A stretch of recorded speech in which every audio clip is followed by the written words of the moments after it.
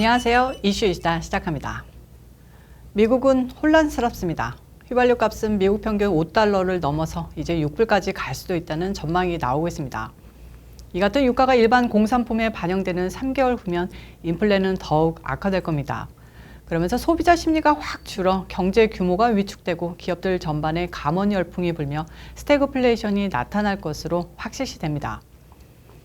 어제 연준이 0.75%의 금리 급상승 자이언트 스텝을 발표했는데요. 이런 금리 인상을 몇 차례 되풀이해도 유가가 잡히지 않으면 말짱 도루묵입니다. 이래서 바이든은 특통령과 암살 혐의와 독재 의혹이 있다고 무시해온 사우디 빈살만 왕세자의 바지가랭이라도 잡기 위해 나설 듯합니다. 솔직히 바이든이 사우디를 무시하는 건 사우디가 특통령과 더 친하다는 이유죠. 사우디도 차기 미국 대통령의 특통령이 재선될 거라는 점에 이미 분석을 끝마쳐 바이든, 니까 있게 하면서 무시해왔는데요. 다음 달 예정된 바이든의 사우디의 방문에 어떤 결과가 도출될지 궁금합니다. 아무튼 경제는 최악인데 민주당은 하원 특위의 청문회로 특통령 매장하게만 올인입니다. 경제는 될 대로 되라, 바이든 정부 될 대로 되라, 우리는 트럼프만 잡으면 된다, 이건데요. 좌파 언론은 플로리다 주지사 론 드산티스가 특통령의 가장 큰 라이벌이니 어쩌니 하면서 특통령 잠재우기 위해 공화당 내분 일으키려고 광분하고 있습니다. 자, 오늘 우리가 주목하고 싶은 것은 민주당 꼭대기의 움직임입니다. 치매노이 바이든을 조종하는 미국의 그림자 대통령, 현재 위기뿐인 백악관을 조종하는 미국 권력의 정점에 서 있는 사람은 누구일까요?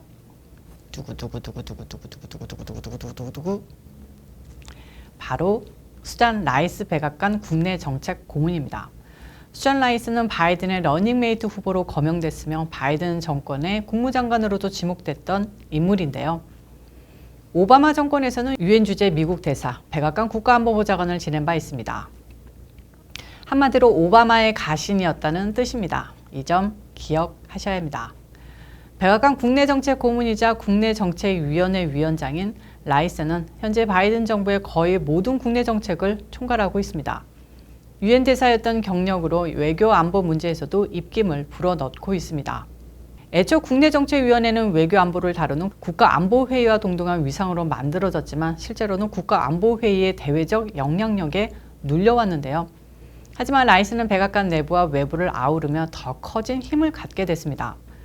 흑인 여성인 수잔 라이스를 또 다른 흑인 여성 정치인인 콘돌리자 라이스와 간혹 혼동하는 분들이 계신데 공화당에 콘돌리자 라이스가 있다면 민주당에는 수잔 라이스가 있다고 생각하시면 됩니다. 수잔 라이스는 몇 달 전 세상을 떠난 매들린 울브라이트 전 국무장관의 수제자인데요. 그녀의 추천으로 33살이라는 젊은 나이에 클린턴 정부 국무부 차관보에 기용됐습니다. 아버지는 코넬대 경제학과 교수로 연방준비제도 이사회 이사를 지냈고 어머니는 교육학자로 워싱턴 DC에 유복한 엘리트 집안에서 자랐는데요. 스탠포드대에서 역사를 전공한 후 로즈 장학생으로 선발돼 옥스퍼드대에서 박사학위를 받았습니다. 팁스의 맨 꼭대기에 될 모든 조건을 갖춘 사람이죠. 남편도 가장 워크한 채널 ABC 방송 디스위크 프로그램 담당 PD입니다. 현재 라이스는 거의 매일 바이든과 정기회의를 갖고 총기 규제, 인플레이션 등 각종 문제를 점검하고 있는데요. 바이든이 하는 말은 90% 이상 수잔 라이스의 생각에서 나오는 것이라 생각하면 됩니다. 바이든도 라이스를 워낙 애지중지해 라이스가 만나자면 때와 장소를 안 가리고 무조건 만나주는 사이라고 합니다. 성격도 워낙 꼼꼼해서 스태프들이 올리는 각종 보고서에 틀린 철자까지 찾아내 지적하는 무시무시한 상사로 불리고 있다고 합니다. 정치 매체 폴리티커는 최근 기사에서 34명의 전 현직 백악관 관리들과 20여 명의 의회 양당 정치인들을 인터뷰한 결과 수잔 라이스야말로 현재 미국의 국내외 모든 정책들을 총괄하는 바이든 정부의 원탑이라고 적었습니다. 그럼 이 시점에서 수잔 라이스가 왜 중요한가? 바로 바이든에 대한 재선 지지 압력이 민주당에서 끌어오르고 있는 가운데 라이스가 차기 민주당 대선 후보를 좌우하고 바이든이 재선 포기를 결정하도록 만드는 역할을 할 가능성이 크기 때문입니다.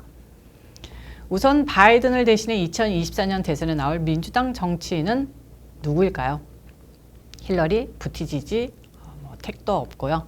바로 여러분들이 생각하는 미셸 오바마입니다.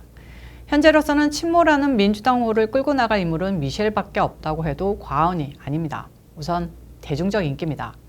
흑인이고 여성이라는 점이 우선 흑인 표는 다 휩쓸고 좌파 여성들의 표도 다 흡수할 수 있습니다. 거기에다가 오바마 부인이라는 점에서 엘리트 의식에 쩔어 있는 좌파들의 표를 80% 가져올 수 있다고 할 수 있겠습니다. 이러면 대통령이 2024년 출마한다고 해도 민주당 쪽에서는 해볼 만한 싸움이라고 판단하게 되죠. 그리고 결정적으로 우크라이나 전쟁, 인플레, 스태그플레이션, 기타 등등 모든 잘못된 현재의 정책들이 바이든의 실패라고 낙인 찍고 민주당 중간선거 참패로 바이든 정권이 재선 포기 선언으로 정치적 책임을 지는 모양새로 만든다면 또 버락 오바마처럼 체인지라는 캐치프레이즈를 들고 나와서 겉멋든 좌파 머리들의 표를 가져올 수 있을 겁니다. 거기에다 지금 진행되는 하원조사 특위가 의회 땡땡 사태는 대통령 책임이라고 못 먹어도 고 외치면서 대통령에게 사법적 책임 묻는 기소 절차를 시작해 몇 년 또 질질 끈다면 좌파나 중도좌파에게 대통령을 미국의 수치 내지는 대선에 나와서는 안 될 인물이라는 이미지를 완성시켜 오바마 대 트럼프의 대결이 2024년 대선을 말도 안 되게 근접화시킬 전략입니다. 실제로 버락 오바마나 미셸 오바마의 대중 연설이나 방송 노출 빈도가 점점 늘고 있고 그들의 연설 내용도 대통령이랑 공화당 까대기보다는 현재 미국이 처한 위기에 대한 대처 방안, 겉으로 보기에는 마치 야당 대선 주자 같은 모습을 연출하려는 듯한데요. 당연히 2024년 대선을 노리는 행보인 듯합니다. 이런 상황에서 미국의 그림자 대통령이 오바마의 충신인 수전 라이스라는 점은 의미심장하고요. 결정적인 순간에 바이든에게 오빠는 이제 너무 지쳐 보여. 대통령 한 번만 하고 이제 건강 챙겨요. 나머지는 오바마들이 알아서 할 거야 하면서 어깨 쓰담 빠이빠이 하면 이 불쌍한 노인은 울먹울먹하고 재선 포기 발표하면서 좌파 떨거지들한테 그냥 영혼 없는 박수 받으며 쓸쓸히 역사의 무대에서 퇴장하는 게 시나리오일 것 같습니다. 이럴 때일수록 정신 바짝 차리고 미국의 위기가 더 큰 악몽으로 변할 수 있다는 경계심 놓치지 말고 정권 탈환 위해 노력해야 할 것 같습니다. 오늘 이슈 1사는 여기까지입니다. 시청해주셔서 감사합니다. 오늘도 변함없이 좋아요, 구독, 알림 설정까지 그리고 광고 시청까지 꼭꼭꼭꼭 눌러주시고 시청도 부탁드리겠습니다.